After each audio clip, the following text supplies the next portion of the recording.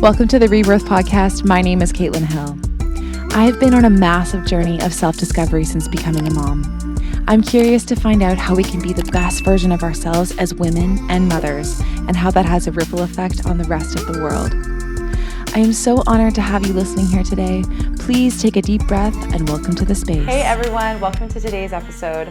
On our last trip to Tulum, I had the absolute honor of sitting down to chat with Sabrina, who has been a traditional midwife for the last 26 years. She has helped support over 1,000 home births, and she has 8 children of her own. Her deep knowledge and wisdom around birth literally shook me to my core. She is such an incredible powerhouse, and I'm so excited to share this episode with you today.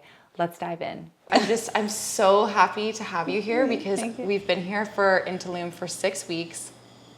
And I have heard about you from 2 completely different walks of life. Oh, really? And when I heard about you, I just thought, this is someone that I need to meet. I have to meet her.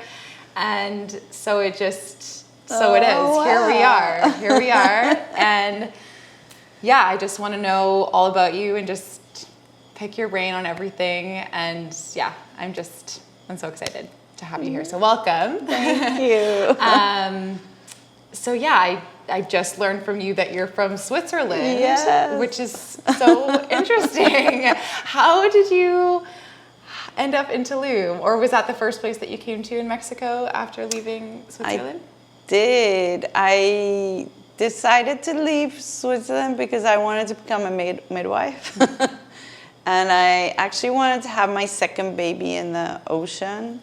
And I was thinking of the Caribbean, and I saw this map, and I saw Tulum, and I thought, maybe that's a good place. And then I ended up having him in a birth center in Switzerland. And right after his birth, I came here. And I was like, wow, no, this is where I want to be. Wow. Yeah, so my journey is really about midwifery. That's how I came here. I studied psychology in England, and then I did 2 years diploma in naturopathy. Mm-hmm. So it was pretty clear to me, and I already had 2 small children, that I didn't want to do the medical midwife route. Right. That's not what I wanted to be. Yes. So can you talk a little bit more about that? Like, what is the difference between being a traditional midwife and what is a regular midwife, let's say? I think midwives are medicine women. They have to incorporate some system of medicine in their work. They're healers, right?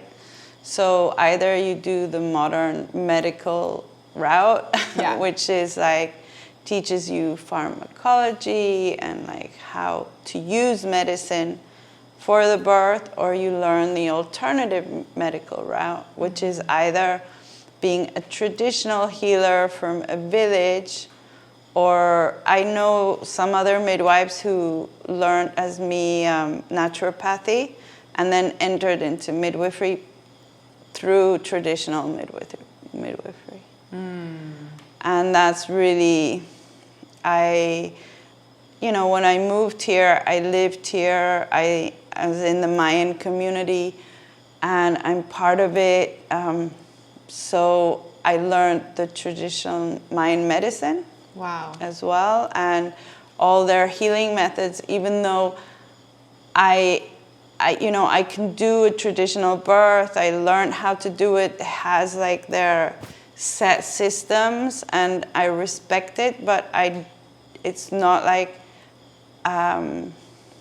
my kind of medicine is sometimes more eclectic. It's different. Mm-hmm. I use homeopathy, and the homeopathic system is really that the body knows what it needs. So some women need heat, some women need cold, and the traditional way is usually just one way. Mm-hmm. One size fits all. Yeah, it's a protocol. For a lot of healers, it can become a protocol. I think the great healers learn how to get out of it and adapt as well. So, I don't know. Wow. So for me, it's like very women-centered care. So a birth is really a cultural event. So like if your cultural beliefs are, oh, the cold air will do harm for me, you know, you won't have it at your birth. I respect it. And I have to learn about it. You know, like I said, I did a lot of births in the jungle, and I know many things. I lived in the culture. I'm part of the culture. But also I grew up in Switzerland, so I know European culture. I also know American culture. I know different religious beliefs that women have. You know, I attended Orthodox Jewish births, which are very different, like about, you know, blood and if you can touch it, if you can, what you can do, what you can't do, and you kind of have to respect it as a midwife, no? Yeah, definitely. But always breaking a little bit of the system for the woman. That's what I like to do. Yeah, totally. Like I like to bring out the wild woman and the, you know, that she can find her autonomy. Yes. And her power, which is sometimes confusing for women because they find it and then they don't know what to do with it. Interesting. Yeah. It's interesting how that can come out of a woman in pregnancy and in birth. And yeah, how each woman's culture or background can affect how she is going to show up to her birth or how she thinks she can even show up to her birth, because we don't even know like the levels of conditioning that we've had around birth. Yeah. You know, it's so fascinating to me to think about like the levels of birth and what birth brings. Like when I was first pregnant with my first daughter, I felt something within me that felt like activated, but I allowed the fear to take over, and that brought me to making decisions that I don't think were actually best and true for me. It really was because I was like, it's my first baby, so I'm just scared. And so I was willing to listen to other people. Whereas during my second birth, I was like, no, like I am done. Like I am taking off these shackles, I'm breaking free, and I am ready to just like wholeheartedly give birth to these babies. And like the ripple effect of that has had on my life has been so incredibly life-changing. Can you talk a little bit about what giving birth in the jungle looks like? Because I don't think I've ever heard of a jungle birth before. Like that just like something inside of me just felt like activated when you said that. Like I've got goosebumps on my arms. I'm like, what is a jungle birth? Please tell me more. Well, I think, you know, honoring the Mayan way of living. Here in Tulum, we live like a very separate, like, there's been like gentrification and it's just changed everything for everyone here. But the Mayans really, when I arrived, you know, 27 years ago, it was like, I think going to the Amazon, we still met people who had just 10 years before seen a car for the first time in their life. Wow. So it was very, you know, I was a foreigner and they took me in and they're very open. The Mayans say, if you come with an open heart, we will give you everything we have. They share everything, their knowledge, their system. And I just started observing how they do things, and I was really, really amazed because, like you said, it's very hot. There's a lot of mosquitoes. Yes. It's like the jungle is not like necessarily an easy environment. And so the foreign invasion is really modernizing the world. So we have air conditioning, so we don't have mosquitoes, so we don't have all these inconveniences. But, you know, the Mayans have lived for thousands of years in the jungle, and they still lived with the jungle. So the Mayan family is really a self-sufficient unit. And so they know a family knows how to build their own house, how to grow their own food, how to, the medical system, and their religious system. So everything they have in that family unit, they don't have like necessarily carpenters and this and that. Everyone knows how to do everything in a Mayan village. So it's very basic. But it's amazing. It's like they can basically just do everything with a machete. They don't need another tool in their life. And machete and an axe. And they're hunters as well. So they hunt the animals. And so like I lived with them for 20 years, and it was, or 15 years, because then the whole thing changed. But like for 15 years, we were basically still in that bubble. And so usually the families give birth on their own, but then like one village will have a midwife, and they're like very special people because they're considered medicine women. They were considered. And they know how to deliver more difficult situations like twins, like breech babies, or something's wrong, or the mother is bleeding, fertility. There's a lot of fertility is really important for the midwife. And like, she takes care of women all their lives. Like if her period, if she has any gynecological problems, she takes care of that. So she's like the woman's healer in town. And they also have male healers that do other things. So like they have certain important people. And so the midwife, I learned with Antonia, we did a jungle birth. What's a jungle birth? You hear about water birth, you hear about home birth. Jungle birth is like... So the Mayans usually live in like one palapa, one hut, which is like long with a round at the end. And so sometimes like 9 people are living in the same hut in hammocks, right? They hung up the hammocks.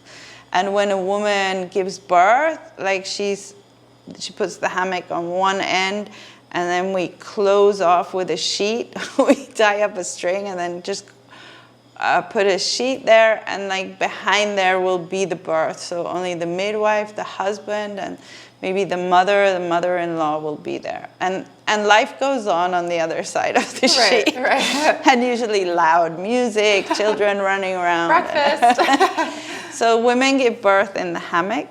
And so we tie... In the hammock? Yeah, in the hammock. And we tie the hammock so she can like sit. So she's sitting and holding the hammock. And the husband's like in a chair behind her and is helping her, and the midwife's in front of her. So she's like half seated, holding herself like... Wow. Yeah. Or however she wants to lie in the hammock. Some lie crossways. But they make their babies. They have their babies. And they grow up in the hammock. Everything, they don't have beds, no.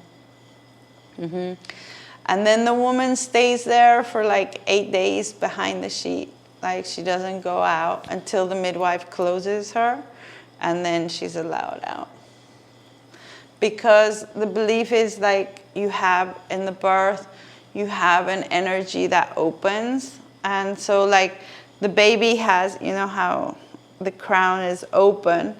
They believe the baby has it open for, the first year. And that's why the first year they're very considered delicate, because here in Mexico they call it mal aire, like the evil eye. So someone can give the baby an evil eye. It goes into the energy that's open, and then it goes into the body, and then it can kill the body. So they're very like, the color red is protection against the evil eye. So you see a lot of babies with like red bracelets, red earrings, the girls, and like little crosses. And the women, when they give birth, they say that energy opens in the woman too. So it comes from above and like opens. And like, for instance, when the woman's pushing, the husband blows into the crown of her head, like to give like more force to push the baby out. Really? Yeah, and so he's like an integral part of the birth. And then this energy needs to be closed by the midwife. So that's when we do the closing massage. It's a whole, the woman's not allowed to go outside because, again, like someone could give her the evil eye and she could get something that's called sobreparto, and then she could die. So if she goes outside, she has to wear a red bandana around her head. They also say, like, if you sweep, then it'll always give you headaches. They have a lot of beliefs. Yeah. Oh wow, that is fascinating. And so does you were saying for the closing, is this sort of like the closing of the bones? Is that sort of similar idea that you want to close? Yeah, the that's woman? what it's called. It's like kashiot is like, it's the massage that it's called like the tying massage in Mayan. I don't know who put that word closing of the bones, because I think they didn't quite understand like the concept. I think it's been really commercialized, and we do it like really, you know, like some people do it for other people. I don't know. And it's really, for me, it's really important that the midwife who was at the birth and was in that energy knows how to close it as well.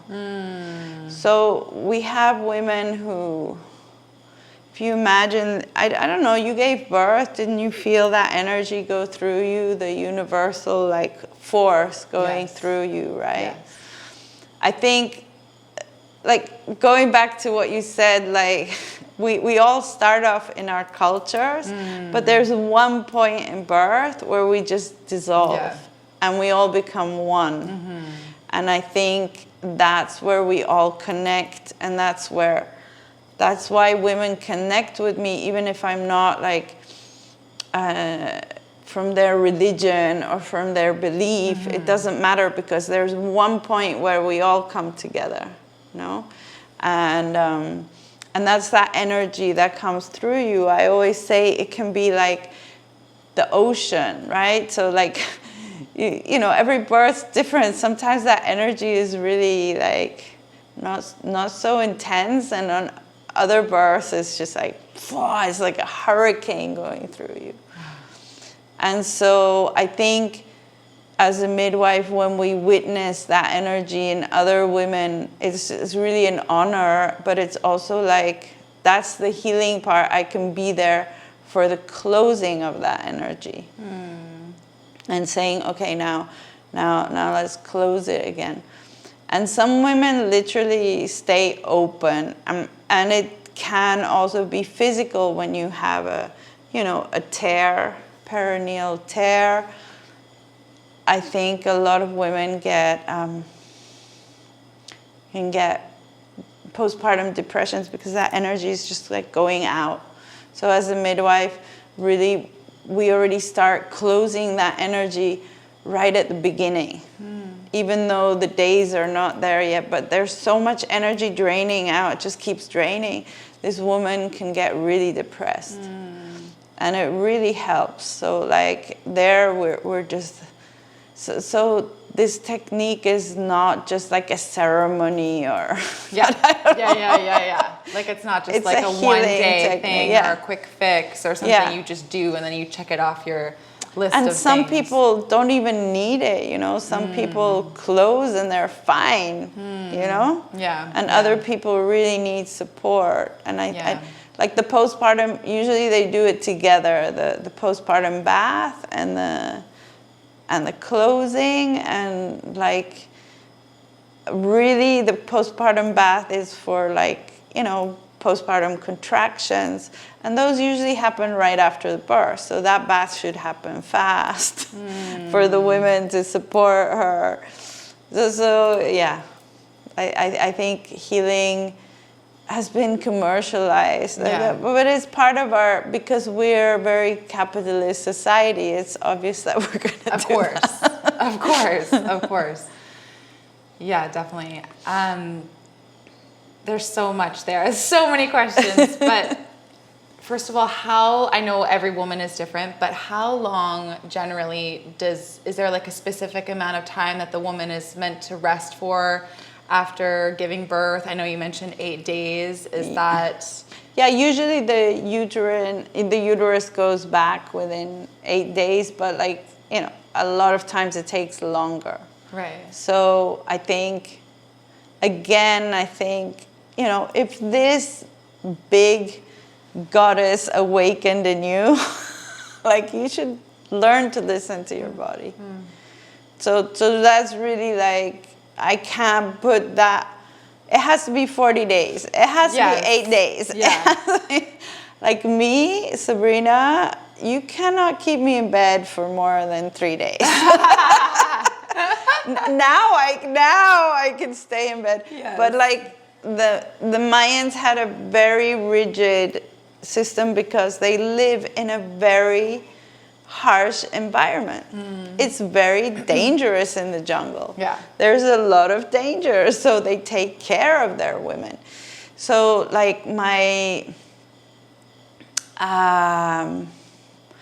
my children's great-grandmother, she has 18 children.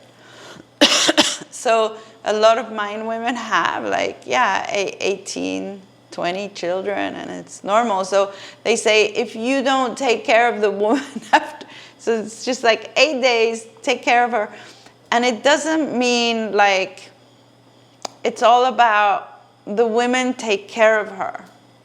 And that doesn't mean she's not getting up and doing things, but she doesn't have to wash her clothes because she doesn't have to carry buckets of water. That's what I mean. It's a different lifestyle. They don't have necessarily washing machines. Yeah. Yeah. So their work is hard work. So they're allowed to be 8 days out of this hard work and 40 days of really carrying heavy stuff. Okay. And then they have to go back to that.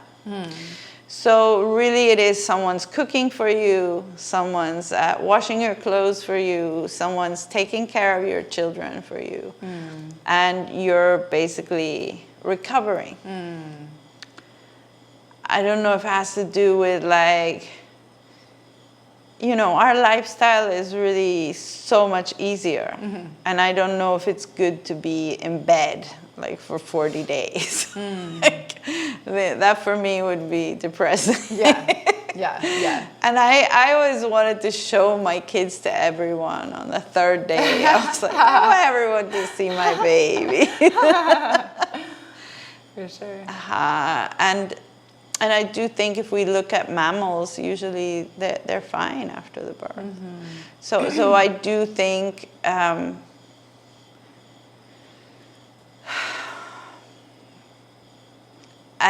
I think taking care of women is to letting it be on their terms. So as a midwife, I've seen a lot of women who feel like they need to have sex with their partners again. So it's there's a lot of pressure, and I think that's what makes us sick. And is the not listening to ourselves, you think, is the part that can make us sick? Is not honoring. It's I have to serve the other people, I have to make them feel happy, I have to, and then they get sick. Right. And it's no, now it's your turn. You're a mother, and you have to take care of these kids, not all the other ones around. And we're going to support you in that. Yeah. Wow. So what is a traditional way of working with the placenta after giving birth? Is it something that's honored in the Mayan community? Well, that was a big reason why I came here as well, because I felt in Switzerland, you know, in the 90s, it was like late cord clamping was like 2 minutes after the birth, like max. The placenta was still inside always. And I said, I don't want to do that. And the midwives were like, well, we can't. We have to follow the rules. And I really felt like I came here on this journey discovering the placenta. And for me, it's been a long journey as a midwife of like working with, and I really see like such a difference in the babies and the connection. So for me, it was already amazing that Mayans, you know, always the placenta had to come out after the birth before cutting. They never cut before. They actually really freaked out when the doctors taught them to cut it, and they're like, no, the cord will go up inside and get lost, and this is really bad juju. Yeah, I mean, it makes sense. And then I have like couples who always come to me and they're like, so what's the benefit of not cutting the cord? And then I'm like, okay, tell me what the benefit of cutting the cord is. Yeah. Like, you're doing something, just let nature be, you know. So that was like the first step. And then the Mayans traditionally, then, you know, like 2-3 hours after birth, they cut it, and then they burn the stump. And like burning is really like something important for them. The stump has to heal. Right.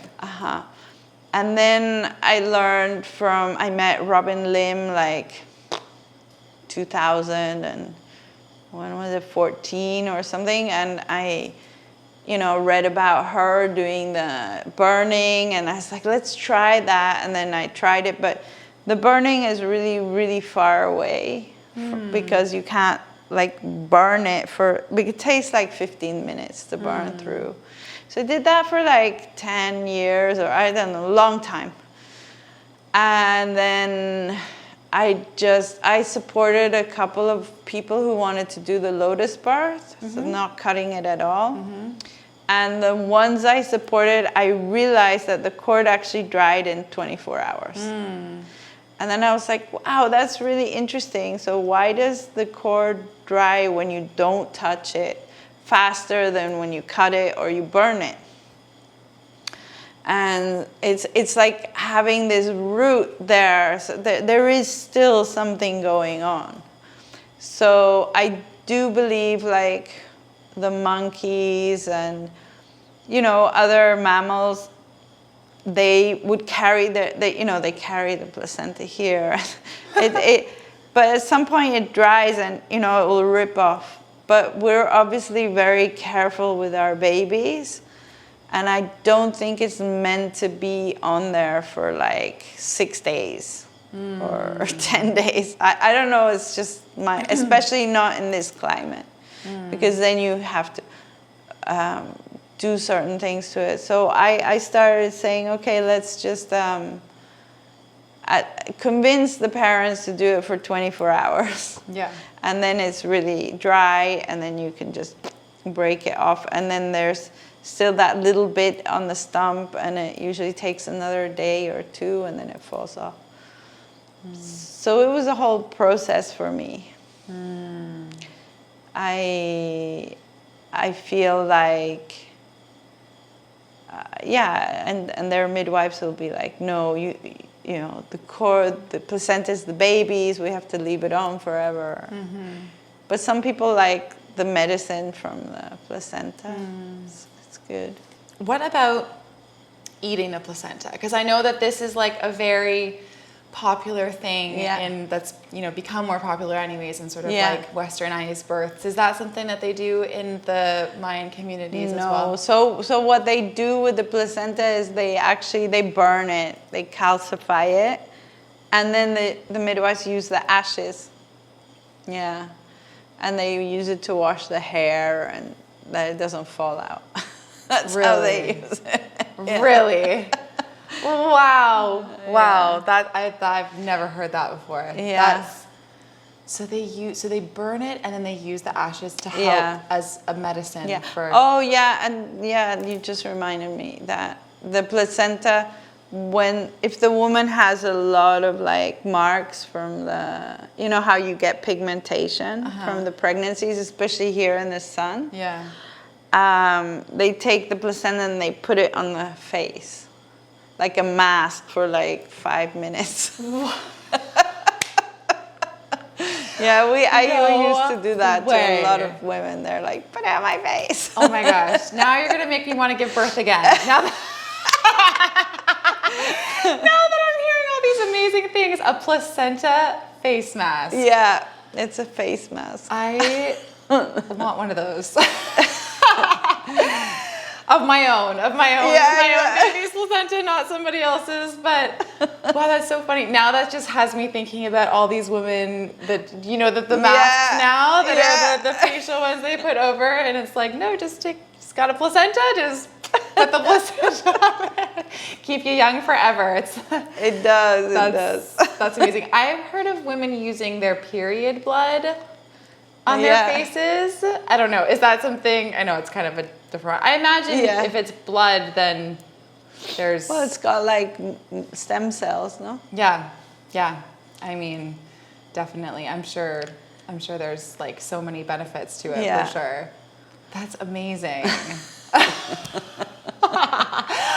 Oh my gosh, I'm never gonna stop thinking about that now. That's so good. That's so good.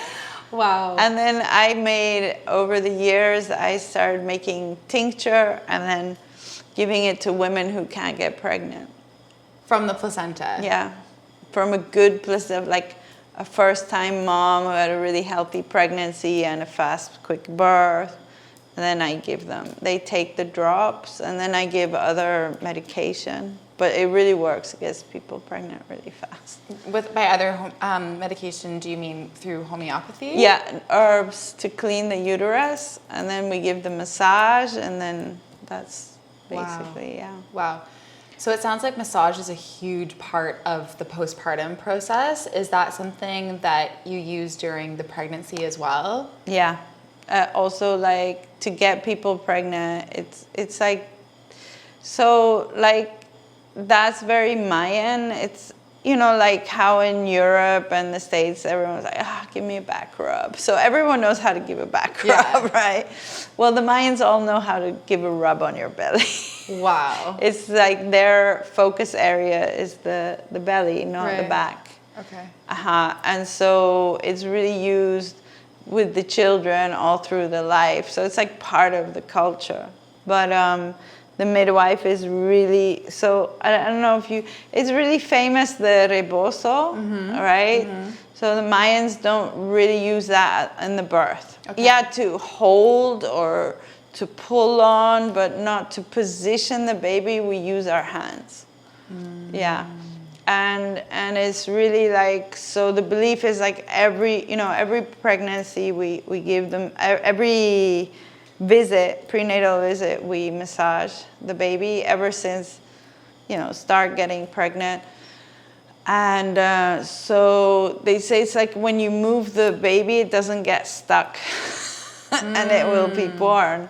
And I had like students with me I had like one student who teaches the rebozo and everything, and she learned, the sobada, and she's like, it's really incredible. There is a difference. I see less C-sections with the sobada, and I just see more. It's really an incredible technique. My teacher was like, she's one of the best with her hands. We did, she positioned babies in the birth. And then I learned how to do it. I started doing that. But she's really like, she's the boss. Wow. And we do, we position the baby in the womb and just everything. So this teacher that you're speaking of, was she a mentor to you from the Mayan community, or was this another? Yeah, she's a Mayan lady, Antonia. And she was a midwife in Tulum. She did lots and lots of births. But, they don't have like a system. Right. It's just like, you want to come. I wanted to find a midwife to teach me, and I couldn't find anyone. And then it took me like a year and a half to find her. And I kept going to all these meetings where midwives went to. And just with her, I felt this affinity. And I said, so will you teach me? Will you take me to birth? And she's like, no. And I'm like, okay. And I went home and I thought about it. And I just like, oh. And then I went back and then I said, okay, but what if I have the pregnant women? Will you come with me to help me do it? And she's like, yeah. And I'm like, okay. And then she said to me, she just felt like, because I was white, she couldn't take me into her practice. Women would freak out. But then when we started working, it was all local women who came to me. And then she realized people were actually open towards me. And so we started doing all these births together. We did 100 births together. I wrote a chapter in Robbie Davis Floyd. She's a famous anthropologist, and it's on traditional midwifery. It's coming out. Wow. So that was my whole story with Antonio. Antonia is a pretty crazy story. Wow. Wow. Yeah, many years.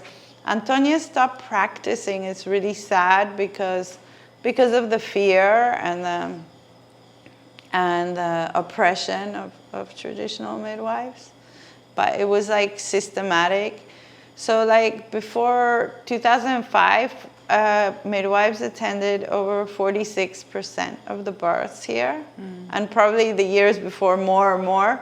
And and then the government put in this program, which is universal care, so every woman has the chance to go to hospital for free, because back in the heydays they had to pay for it.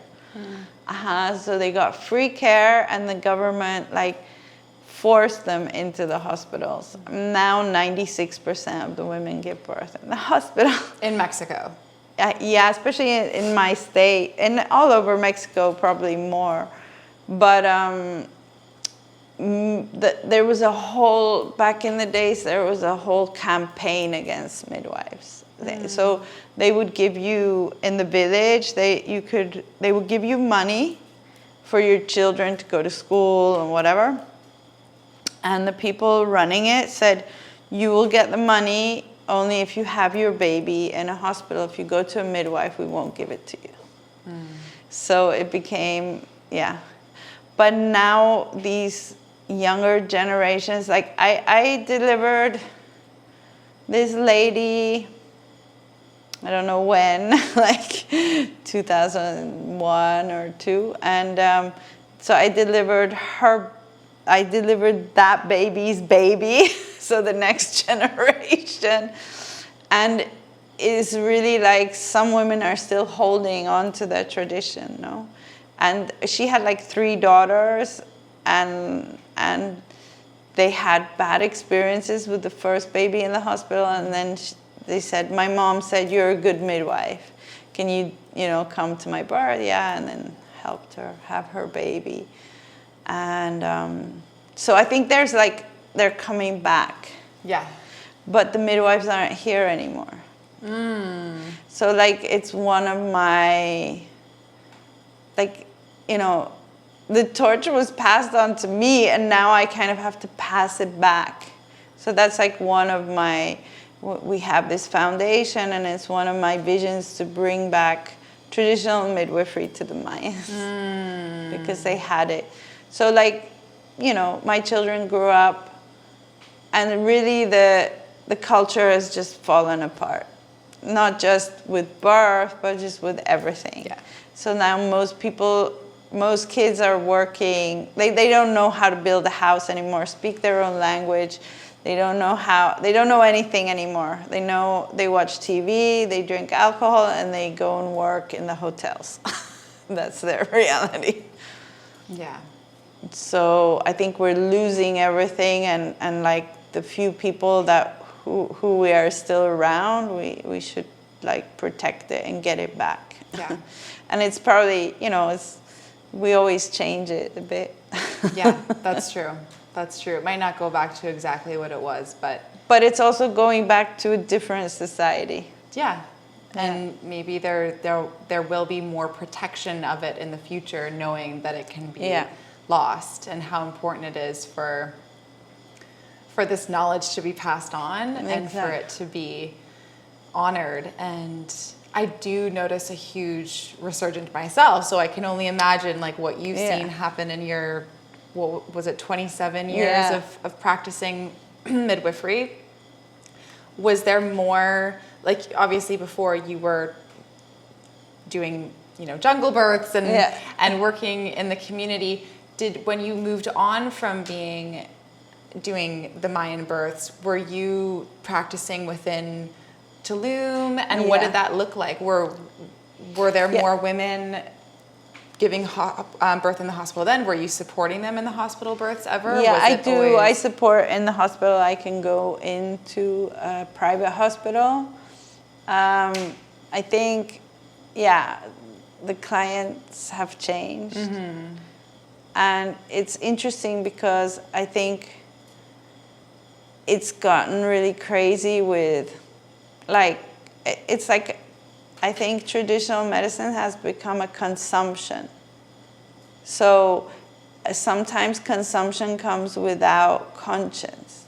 Mm. So it's like back in the day when I came here, I left modern world. Yes. I went in the jungle and I said, I wasn't in touch with my family for years. I didn't fly in.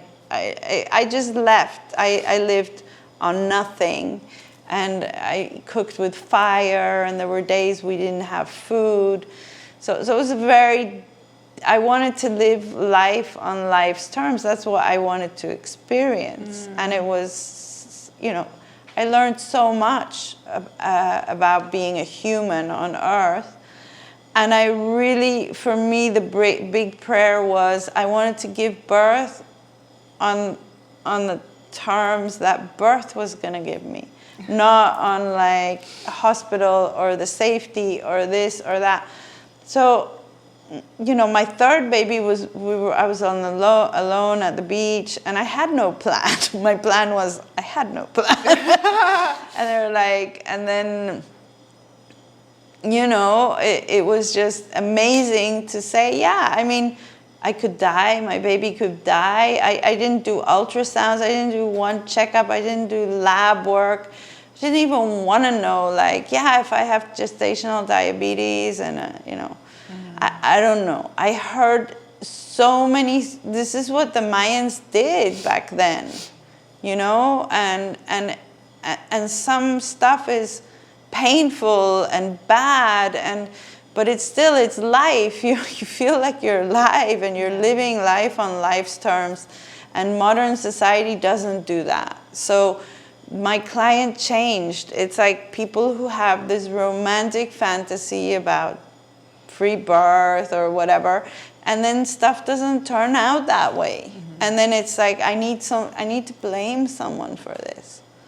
And I just had a woman saying, I'm looking for a midwife. My first two were born in India, and the first one was in the hospital, the next one with this midwife at home. And I was like, she's like, well, I had the same midwife the first time, but then this couple who had a planned home birth ended up getting transferred to the hospital, and they sued the midwife because they weren't happy with the outcome.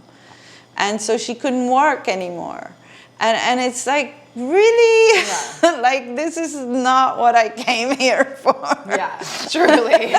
Truly, no. Yeah.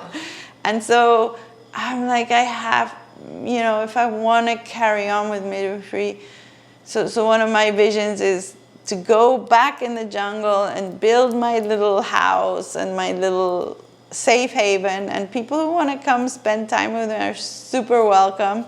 They can give birth in a hammock with mosquitoes and everything around them. Yes. Because I'm not going to build this super deluxe birth center for your, like, I don't know. For me, it's not about that. And so my question to you is, because you had the first baby in the hospital, you know that phase when, you know, you're pushing, you completely lose yourself. Could you really connect with everything being in the hospital? Yeah.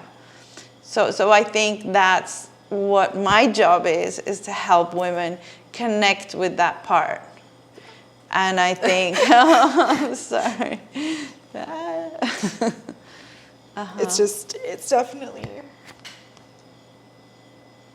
an unhealed part that I still am processing. Because I wish I could go back and change it, but obviously I can't. Which is why for my next birth, I very much wanted to be responsible for my birth. Yeah.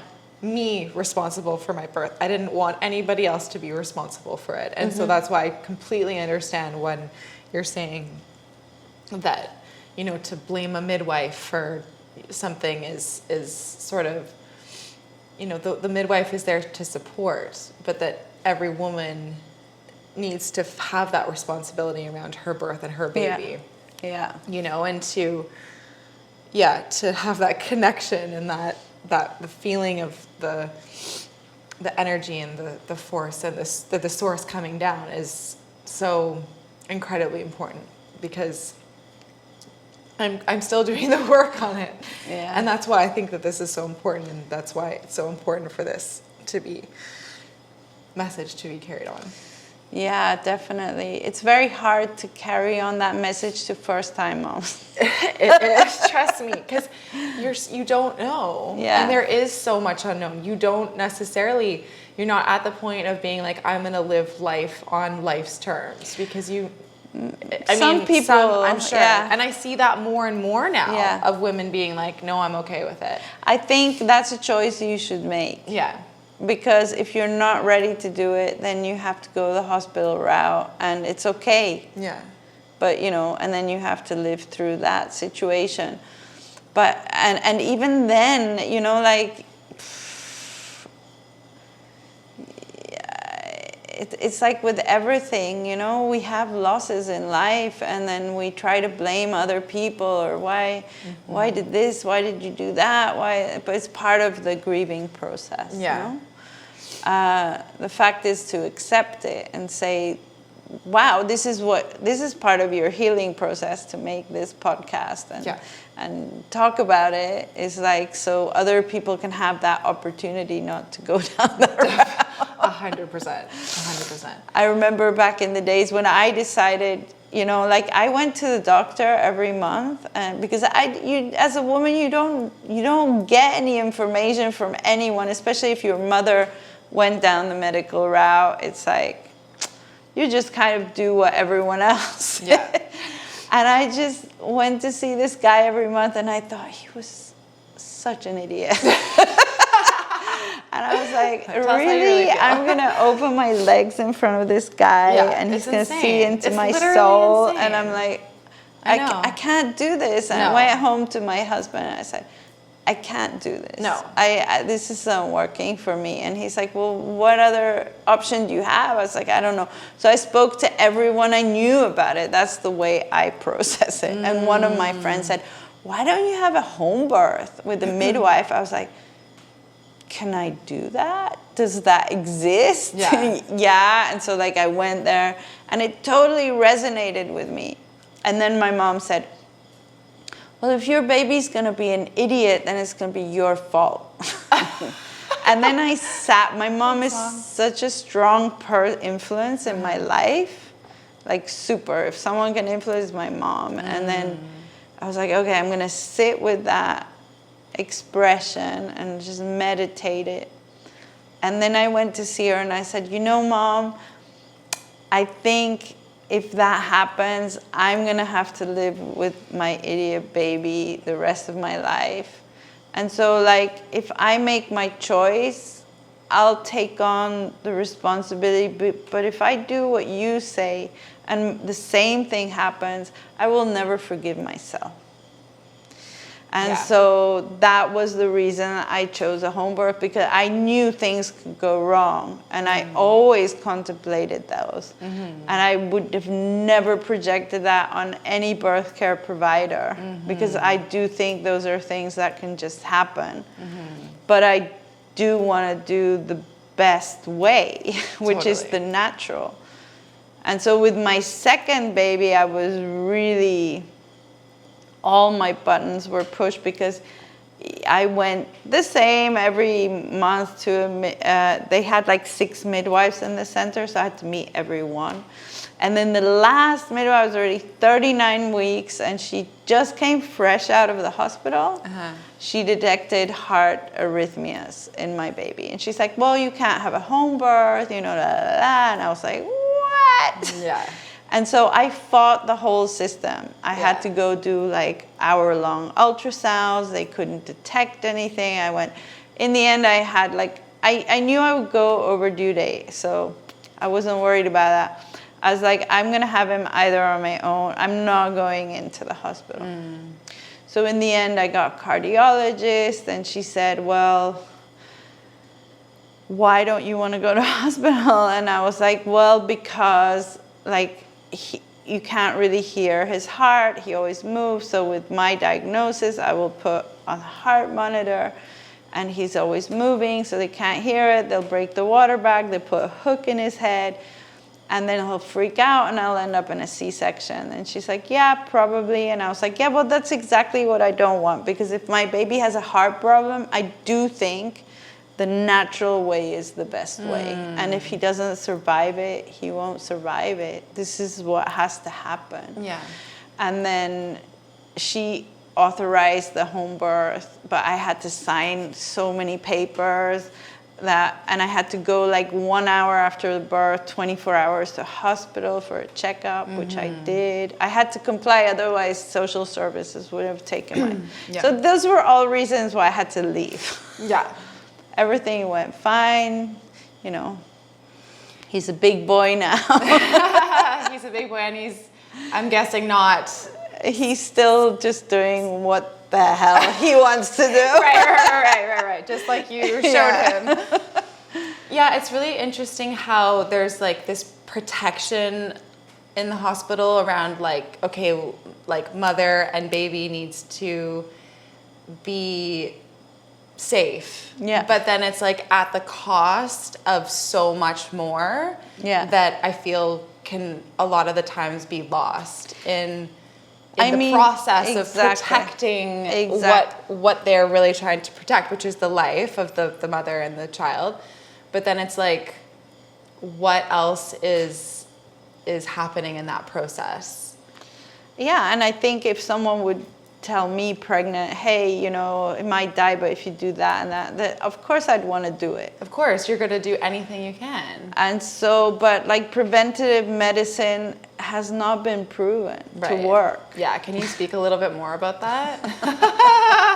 Well, just about all these, like the American way is preventative medicine, no? So preventative medicine are the vaccines, it's like, all the checkups, the GBS, the this, the that.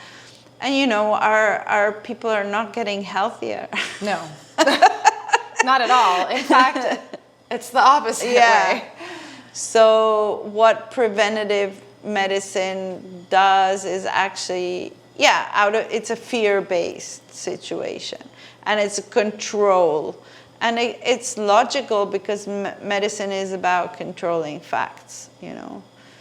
And figures. I still support women, and that's why I've supported them. It was a whole journey for me to support women who wanted the halfway, you know, kind of want a home birth, but if it gets too dangerous, I do want to do. So like it was interesting when it's in your mindset, you end up transporting a lot of women. Right. And then it's going like a self-fulfilling through that prophecy, sort of, if that's sort of an option. Well, they have maybe? an option, yeah. Their mind is somewhere there. And then also, like, a friend of mine said, yeah, you know, like, not wanting to go to the hospital is not the same thing as wanting a home birth. Right. So not wanting to go to a hospital is like fear-based. It happened to me in the COVID. People were like writing me who were like, I have preeclampsia, I have high blood pressure, I have gestational diabetes in the worst form, but I don't want to go to the hospital. And I'm like, okay. Why not? Because COVID and I might die. Mathing. Yeah. And then I was like, yeah, but that's not the reason to stay home. No. So I do believe if you do health, you know, you meet your midwife and you're with her and you create this healthy environment. It's really interesting. My clients never had breech babies. My clients never had. I had one person, but she was like a new client who had a premature birth. But like usually my clients never have premature birth. Wow. So it's like, I do think, you know, the sobat, the massage helps, and the connection, and obviously, like, what are you eating, what are you doing, and also the mindset of these women to find me, it's just like a different thing. Totally. You're attracting the right kind of people that see what you're about and see what you're working with. Can you speak a little bit more to different foods, like you just mentioned, foods and herbs that you would recommend during? Well, I think what's important is not to eat junk food. Yeah. Not to eat processed. You know, here in Tulum, it's interesting because we have this phenomena of mothers doing magic mushrooms and want to do ayahuasca and want to do the ceremonies. While they're pregnant. While they're pregnant, yeah. So I do think that's, for me, is like not recommendable. Yes. I think it's like listening to your body. I do think eating fish is good. The fish is always like, oh, it's mercury. It's this. It's controversial with the fish. Yeah. I know, it's so funny. I think most of the vegetables are controversial now. So if you're in Tulum, I would eat like local fruits, jungle fruit, you know, like we have guaya, nance. These are all like superfoods. Like one like little thing growing on a jungle tree probably is like eating 50 apples from somewhere brought in, you know. So eat like what people are selling on the street because it's coming from their garden or it's coming from like zapote. You have it over there. You see those little fruits hanging there? Oh my gosh, we might have to go climb that tree out. Yeah. That's like a really sweet one. You have to eat it when it's ripe. But like you have so much food, and then they eat here we have the tortilla nixtamalizada. So you make the corn, you boil it with limestone powder, and then you grind it and make tortillas from that. It's like full of calcium. The chaya, which are the leaves from here, has like, I think, like 20 times more than spinach. Iron. And so like, yeah, I do think like the food here is really good. Plus like the ocean and the cenotes. Yeah. That's where you work a lot, is in the... Yeah, every pregnant woman, I try to take her into the water, do some exercises, because especially if they say, oh, I want a water birth, and you know, they're never in the water. Right. And it's like, no, you gotta go, you gotta feel it. And the cenotes here, I have become obsessed with them. It's like this just feels like this incredible cleansing after being in them. Can you talk a little bit of the cenotes? I know there's like so many things I want to talk to you about, but like, what is the spiritual significance of the cenotes? Because I always feel something when I get out, and I wonder if there's something deeper to that. Well, the Mayans believe that it's like the entrance to the underworld, right? Wow. So like the cenotes, like back in the days when like we didn't pay entrance, and we just find a hole and go swimming in it. But we like weren't allowed to go in the ones that weren't like opened by they have like shamans who go and do a whole ceremony so people can go in and swim in them. Whoa. Yeah. That sounds legit. So most of the cenotes you're swimming in were opened at some point to the public. Of course. Yeah. Of course. Wow. But now a lot of people are just drilling holes into the ocean and creating like fake cenotes. Of course. So when they talk, when you talk about the Mayans and the entrance to the underworld, is there a part of their culture where they sort of honor and respect death more? Because I wonder if that ties in a little bit with the birth and this like fear of, like you were saying before, life happening on its own terms and sort of death and everyone's fear around death. Does the Mayan culture have more peace with that, or do they have?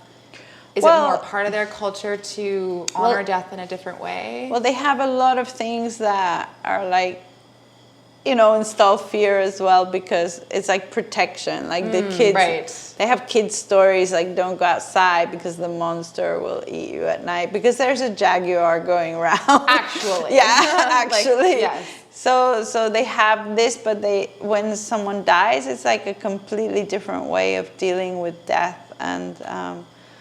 And it's just like they do believe that to liberate the soul, you're only allowed to cry for like 2 days, and then you just have to stop to let the soul move on. And then like every year in the month of November, they bring the souls back. They have like a ritual where through prayer, they bring the dead souls back, and they're with us, and we can talk about them, we can think about them, and then they have to go again. Is that the roots of Dia de los Muertos? Muertos, sí. Like in Mayan, it's hanal pishan. It's like eating with the dead. Hanal is like food, giving food for the dead. Whoa. Yeah.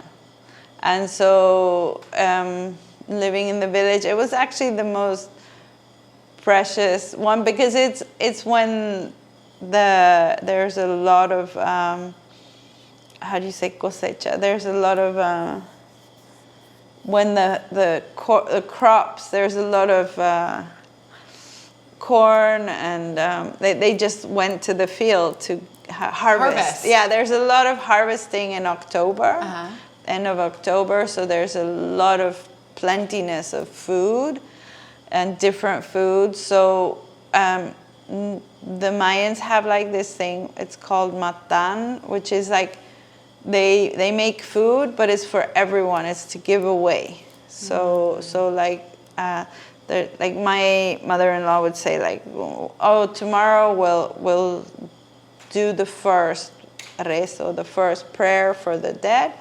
And so we make like 350 tamales. Oh my God. We're like all day, the women making tamales. And then we put them in an earth oven, and then we make an altar, and we put like for every, let's say I pray like five of my relatives that died or friends. So I buy 5 candles. And everyone puts it on a table. You can bring a photo of the dead person, and then there's a lot of fruits like oranges, mandarins, and all that. And then and bread, the bread and coffee, and if the person was drunk, you get some his favorite liquor, tequila. And then you have special people who know how to do the ancient prayers in Mayan. So like, and then you put candles all the way from the road inside, and then there's different signification, like how to do an altar. Anyway, he comes and he starts praying. So in his prayers, he's like bringing in the dead, right? And then he'll say, okay, so you kneel down in front of the altar, and you have to name your dead, and he names them in his prayers. And then the next one. It goes on for like an hour and a half. Wow. Everyone's naming their dead. And then when it's over, and the whole town, village just comes by and watches and whatever. And then when it's finished, we give away the tamales to everyone eats and drinks. So like you're going from house to house eating every day for free. Wow. And then maybe 2 weeks later, you do the same thing again with a different food. Just a huge pot of relleno negro, and then he comes again, you mention the dead again, you do the altar again, and then he like makes them go away. So like first he invokes them and so in those 2 weeks they're with us in our talks, how we're talking about them, we're remembering them, they should be with us. So it's a very important ritual because the dead aren't forgotten, but they're like maintained in a space and the 1st of November they go to their church and they bring food for the dead babies and the dead children. They're like done apart. That's separate. That's separate, yeah. Interesting. Yeah. Wow, it sounds like just a completely different world. But they do believe, like, I think this cenote has more to do with like a spirit system where they do believe everything has a spirit. Like this glass has a spirit, I have a spirit, an owner, or like a god or a higher power. So like you can actually, the shamans, they manipulate these spirits around us. And they also believe that so the cenote is like where these spirits can come out and come together, but they also have power. So if you go in the water, it could give you a fever, it could do something to you. So the whole thing is always to keep them powerless or happy. So they always give food to the spirits. So they're happy, or they give an offering. I'll have to pack some snacks next time I go to the cenote. Yep. That is fascinating. Do you use temazcal as a part of helping women? Yeah, I do, because it's something that, from my tradition in Switzerland, we use the sauna. So in our health system, we get, heat and cold is good for us. Oh, during pregnancy as well, is it used? It's like here they found temazcals, like steam baths in the pyramids, but the Mayans don't use it here. Okay. So like my teacher doesn't use it. Okay. But like I started getting that from other midwives, from other, like an Oaxacan midwife. I went to temazcal with her. Like the midwives in other areas use it. So it came here, and that really interested me. And so I hooked up with people who do a lot of temazcals, and I built one in my house. You have one in your house? Yeah, after the years. And we ran a lot of them. So I do think, because the Mayans here used it for postpartum. Okay. In the pyramids, but they were like baths.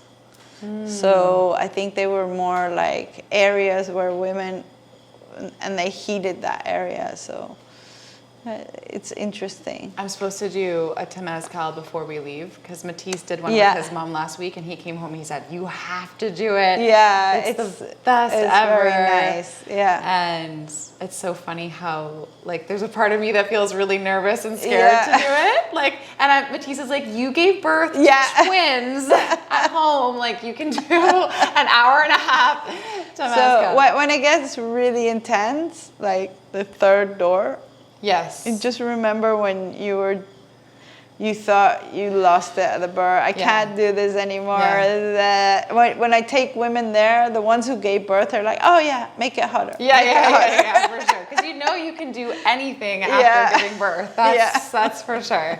And that actually was like something Matisse said as well, because at the birth of the twins, I reached a point where I just had a doula and Matisse there, and I just said, I feel like I'm dying. Yeah. And they just looked at me and smiled. And they were like, amazing, so good. I was like, no, I'm dying. And then anyways, I imagine that it's probably sort of a similar thing that the Temazcal puts you through and tests your limits for sure. So I'm very excited to try it. What do you think that women need to know for themselves to give birth? Like, what is one thing that you wish every woman could know? That's a good one. To trust their bodies. To trust their bodies more than anyone else.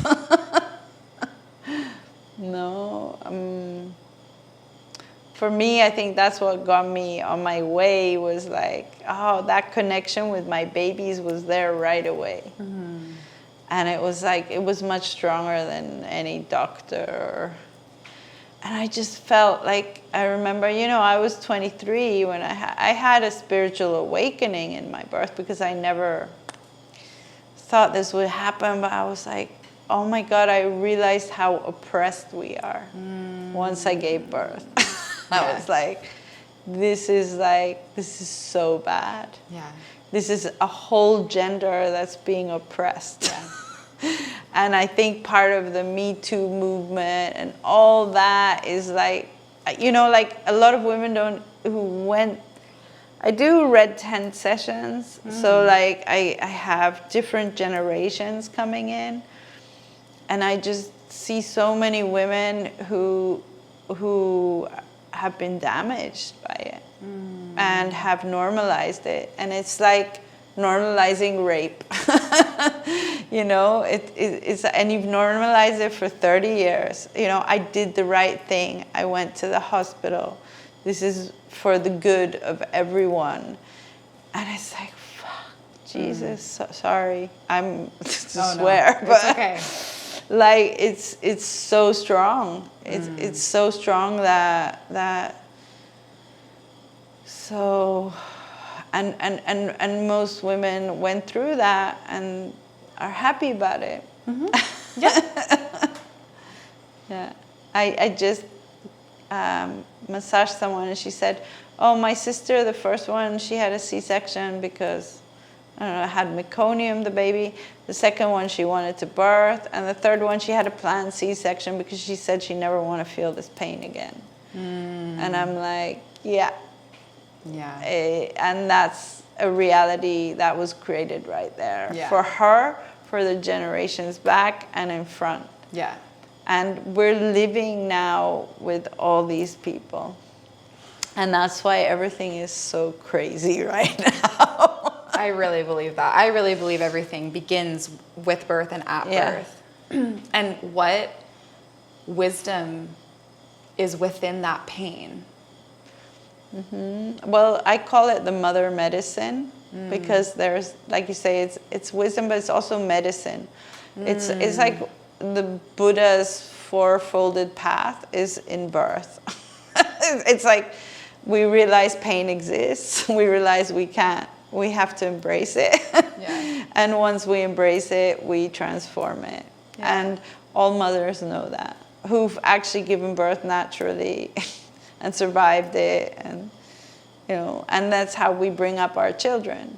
They have a fever, we hold them. We know it's going to pass. And the child won't remember the paracetamol or the Advil, or it will remember the mother holding her through this time. So like we're living in a really crazy times, because I think one guy said to me, you're like the last generation of people who actually had part of their life without any Wi-Fi or any of this. I'm like the last generation. Yeah. Like people after me have already had Wi-Fi. Yeah. And it's like we're going into this new reality. Yeah. And it's not only it's Wi-Fi, it's IVF, it's synthetic birth, it's just everything coming together. It's a crazy time. It's a crazy time. It's a crazy time, and sometimes I'm thinking, like, you know, every person is a world of their own. So like when I'm dealing with someone, it's like seeing that perspective. So so like, and I do see the mothering changes. Like if you're not empowered, you're scared. Every time your child gets sick, you give it something, some kind of medication, and you're disconnected from it. It happened with me and my mother. And I kind of reconnected, and I said, I'm going to do this a lot now. Yeah. And also like breaking the cycles, Yeah. I think is a really big one. I see a lot of women facing today is when they become a mother, then they're faced with this decision of, do I just go along with the same story of what my mother told me or what my mother went through, or do I create something new? Yeah. That's a huge one. But even when you break the cycle, it's still not, you've connected with Earth. But like when I had my first two, it's like really, I wanted to go in nature and walk barefoot and be in nature and not, you know, not have modern life. Yeah. And back then it wasn't so much. Now modern life is a huge thing, and it's here. It's here. And I already feel it in me. I've been doing these last 10 years, I've been doing birth on a really different level. It's interesting too, because in the birth we always come to that one point, no? Yeah. And I think that essence I've been able to uphold, even in the hospital birth. But I don't know, like I feel like I have to detox the whole time again and reconnect, and you know, I've connected so much in my life, but the disconnect is so strong. Yeah. So easy to disconnect. Unfortunately, it's been made, I think it's been masked by convenience. Yeah. A lot of the time. And I think I'm obviously a part of modern day conveniences. I you know, drive a car, I use the internet, Yeah. I use all of these things, but I am also aware of the fact of that there is something lost in that process of having your food delivered to the door. Yeah. Rather than going out and picking it yourself and Yeah. cooking it yourself and making it for your family. There is things that are lost in modern day conveniences. Totally. It's, yeah, we're living it. We're living it right now. And I think it's going to be interesting to see what happens in the coming years, if for people to come back to it. I'm always going through this thing where I'm like, half of me wants to go and live in the jungle and with my family and not have internet connection, and the other half of me is like, no, I want to be sharing this, because then if we don't share it, then how are people going to know, or how are things going to change? So I'm always going back and forth between these two worlds. It's interesting. I think life starts with us, and it's totally valid to want to, you know, see this and that. I see it with my children. Like, two of my sons grew up in the jungle with nothing and everything. They went to Switzerland. They're like, wow. Wow. Yeah. And for me, it was like, you know, I left Switzerland because it was just so overpowering, and everything was functioning and everything was regulated. Yeah. So I think this is the human experience. We can experience this, we can experience that. It doesn't have to be one or the other necessarily. I think if we have that opportunity to experience different realities, we're privileged people. Absolutely. Yeah. That's very, very true. I completely agree with that. I just want to go back a little bit more to talking, because the Mayan culture and everything, it really fascinates me. But I'm curious, what does mothering look like in the Mayan community? And when a mother has a baby, we've talked a lot about like where the mother is and where she's at. Where is the baby this whole time after she gives birth? Always with the mother. Yeah. Always with the mother in the hammock. They don't carry it like they carry, because it's very hot here, so they carry. Yeah. They're carrying the baby 24/7. And if it's not the mom, it's someone else. The baby's always on someone's arms. They're, you know, again, they're not commodity people, so it's not like, oh, I got tired. No, I'm gonna hold this baby. Right. And otherwise it's in the hammock. The hammock is the best thing. And really, like, so the Mayans would, like, you know, you have your house, your lot, you and your husband. And then you have your kids, and you all have girls, and then they get married, and then on that lot you would give like you build a hut for one of them and the other one, and then they have their kids. So the mother, you actually have a hut that's a kitchen, and everyone will sit in your kitchen. So all your girls or your daughters-in-law will be helping you cook. So the women, the life is really very separate gender-wise, because the men work. It's really hard work in the jungle. So they go in the morning, really early in the mornings, and they check the crops and everything, and then they go hunting. Maybe they go all night hunting, and the women all are together. And so sometimes the men eat separately, or most of the times they eat separately from the women. And then each couple has their private time, no? But there's a very much culturally, there's separate lives between women and men. And even though, the men would all hang out there and like I don't know, they hunted a deer, so they cut it open, and the women would take and then cook it, bring it. And then They've they got would their roles. Yeah, They everyone has their roles. And I actually really enjoyed that. I felt like I didn't feel oppressed by it. Yeah. I felt like that's actually relaxing. I have a role. And then it can be, they obviously, you know, I think what made it hard for me was like in the village life, the violence and the emotional immaturity sometimes, and the like they're super intelligent on like survival, but then like on like, I don't know, like gossiping and this and that, you know.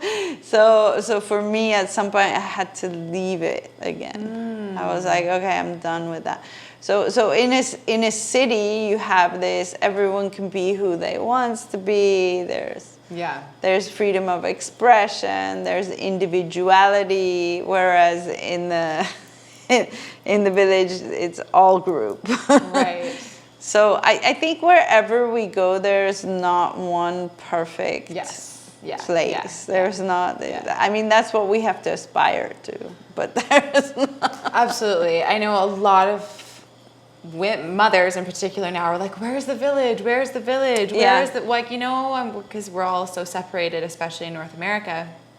But you know, I often recognize, I'm like, yes, we definitely need more community and we need more village, but that also takes work to be in the village. Yes. You have to learn to work together. And a lot of hippies, communes and everything, they all argue the whole time with each other, because really emotionally, I don't know, as human beings, how much our emotional maturity is really there, right? To be with each other. Right. So I think it's even hard to be in a really personal relationship. Right, definitely. And sometimes when they say, I want the village, it's like, no, you want someone who serves you, who brings you, and that's you know, different. it doesn't work that way. Totally. So, you know, you have, like, I was so happy for that structure, really, because it gave me freedom. So I could work, and my kids were all playing together with the other kids, and so the aunts are like taking care, and I breastfed other babies, and they so it's like that part is really cool. Yeah. The problem is when you start like the highest, in the end it's like a patriarchal system. So like when the mother is like the boss, and then she's like, going to do this to your kid and this, and you're like, nah. You're not going to give Coca-Cola to my baby. Yeah. Or, right. you know, like, so it's like, yeah, but I can do it. I'm the boss. You know? So do you mean like when the women are working within the patriarchy? I think it happened, well, we live in a patriarchy, so women become patriarchal. It's controlling and exerting power over the other person. And we all do that. Even like women in the city, they're like, I don't know how to deal with my kids, put them, either it's no limits, or then it's like, okay, you gotta do what I say. Yeah. And it's like, no, like there's very few matriarchal societies where so this is where I'm taking it to the next level. What do you do with your empowerment as a woman? Yes, I'm like talking about matriarchy. Yeah. Let's talk about that. I want to see what that looks like. I'm curious. So in China, there's the Mosuo. They're like one of the most purest matriarchs, probably by now with Wi-Fi, who knows. But their whole system is very different. Their social system. And when you read about them, that's when you actually realize how controlled we are. Yes. And so the Mosuo, let's say you're the mom, right? All your children will live with you. Your boys and your girls. I have 5 boys and 3 girls. When my girls get their period, like around 13, they get a room on their own. And they can receive who they want all night, right? It's like a ceremony, they get their room. But then they have their kids with these one-night stands, whatever, or these visitors at night. And the kids are brought up in my house. And so the other mothers and the brothers are like the mother and father figure of these children. And the actual biological father isn't so important to bringing up the child.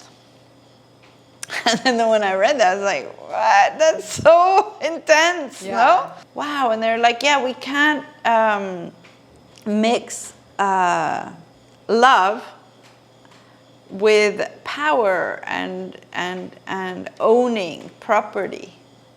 So really, with the Mosu, there's no one living on the street because they didn't have a father who supported this child. Right. The children are born into a system, and it goes even further because when the Chinese went in, they're like asking this little boy in primary school, "Who's your mom?" And he's like, "I don't know, I have a lot of moms." Because in Mosu, there's no word for aunt. All aunts are called moms. Okay. So all the women in the house are called mothers. So the Chinese says, well, your biological mom. And he's like, well, I don't know who my biological mom is. So there's just like a completely different vision on life. Yeah. There's no attachment to that one person who breastfed you. There's not that one control. I'm not saying we should do that. But the idea is it's all about motherhood is very revered. It's like the most important thing for the society. And so they don't support any aggressions or any like for instance, the women are allowed to bring who they want. They can bring the same guy every night, or that guy goes back to his family the next day, right? So they're called walking marriages because there's love involved. It's not just like I'm having sex. Right. It's because I really like this person, I spend the night, but it has nothing to do with my family system. Interesting. And so what is interesting about that is that, yeah, they don't have sports, they don't have like competition. It's really badly seen, and you don't talk about who went to her room last night. That's very anonymous. That's very, she can do whatever, she can put 20 men in. Right. You know, like it doesn't matter. So what's really important, their lake is dedicated to the goddess Lugo, and like they say, mothers nurture and create life. So that's how they do their agriculture. Their birthing room is the same room they die in. Yeah. So that's an interesting one. They have their babies in the same room where old people go and die. Wow. So it's where the souls come in Talk and about go a out. portal. Yeah. Literally just... And it's just like so beautiful to read about these systems, and you're like, yeah, I'm really conditioned to attachment. Yeah. to like, this is part of our, so we're, if you want to see the difference about patriarchy and matriarchy, you can look at the chimpanzees and the bonobos, which are like the two chimps. Yeah. And the ones do it this way, the others do it that way. So I think for me, it's just, in our society, motherhood has been lost, like lost. It's either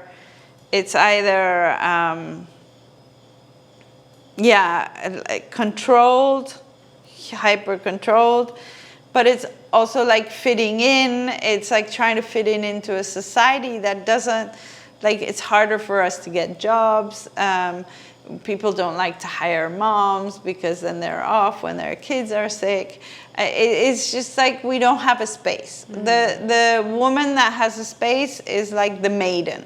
Mm. And everyone wants to be the maiden. The mother wants to be the maiden. The grandmother wants to be the maiden. Everyone wants to look young and sexy and fun. Yeah.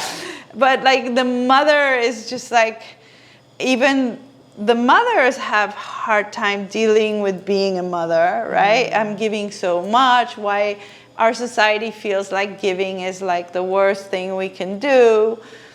And like our estrogen is what makes us get pregnant, and estrogen, that hormone, is the caring hormone. It takes care of other people. Mm-hmm. So it's like part of our essence as women for the most part of our life. And we don't give any space to that. We actually ridicule it. We make fun of it. We put it aside. We try to control it. We operate it. We try to reduce the natality.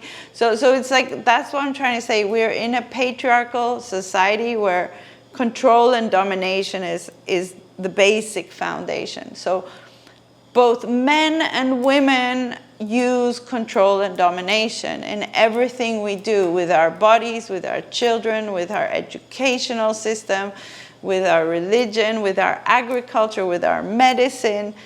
And I think that's where we're getting lost. And if we would put motherhood in the center of our society and like her concepts. So I'm not saying women or mothers, but I'm saying motherhood as like creation and nurturing. What if we learn to educate our children on a basis of creation and nurture?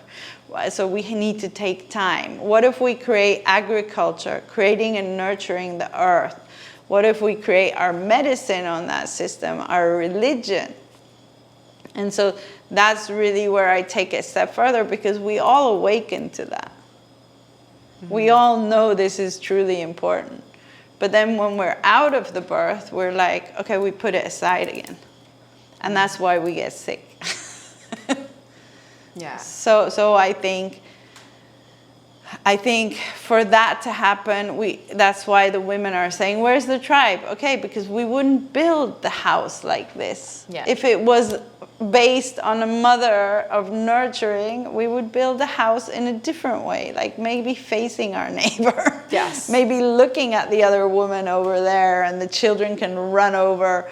So it's just like, yeah, we've created a society really that's so far away from that. Mm. Yeah. I have not forgotten that. that got activated in me when I became a mother, and I started to realize that, and I was like, what is happening here?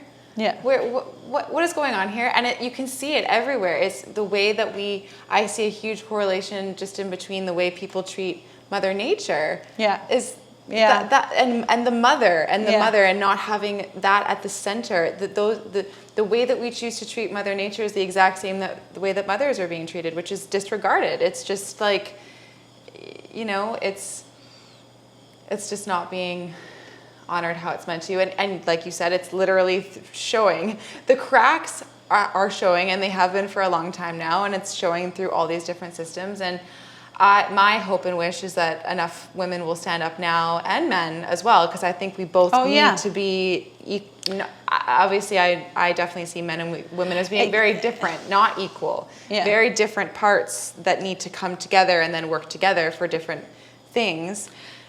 I don't think we even need to have the gender discussion, because right? Because it's like we are people, we are humans, we are all like we it's so I can't even no. And that was a whole other thing that I went through becoming a mom, because suddenly I felt like what is my place? Yeah. Like what am I meant to be doing? You do realize you're different. And you do realize you're different. And I had to shed some layers around, like, oh, he gets to go off. Like, my husband was still in school when I had Safia.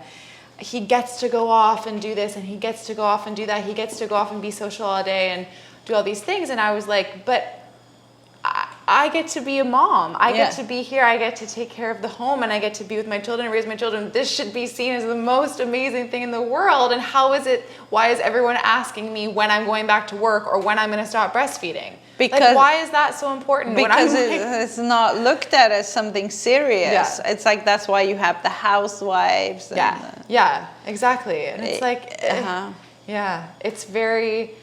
I feel like we could talk for like another 2 hours on that topic.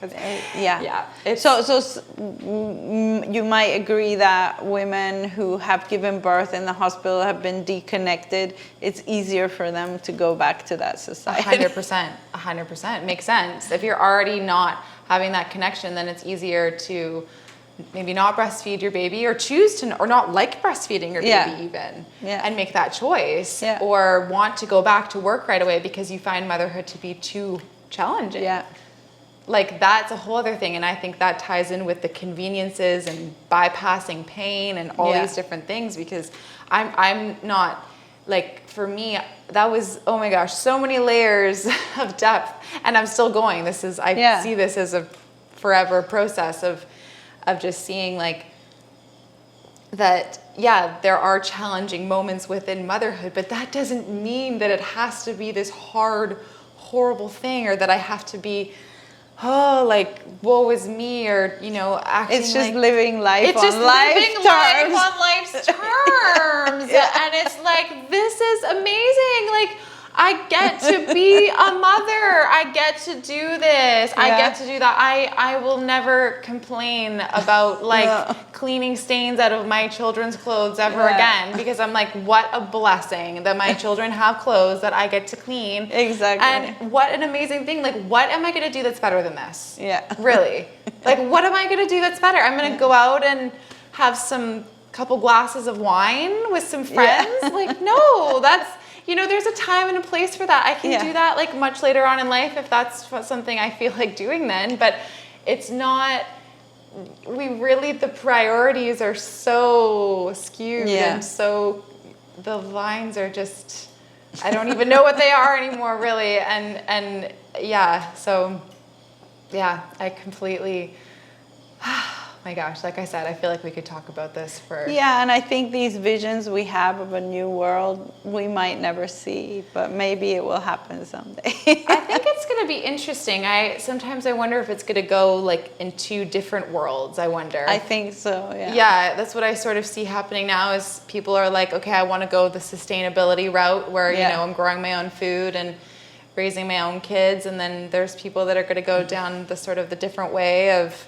maybe more of the, I don't know, AI world, or however that looks, or I mean, I don't really know. I can only speculate. We can only speculate at this point, but it's going to be interesting to see what happens. The last question that I want to ask you, Sabrina, because I feel like we could talk for so much longer, but I want to know what do you what is the most powerful thing that birth has taught you? The most powerful thing is that I know that there's more to life than just life. And that I'm connected to a universe, and that I'm just like kind of the tip of the iceberg here in this reality, and there's so much more reality.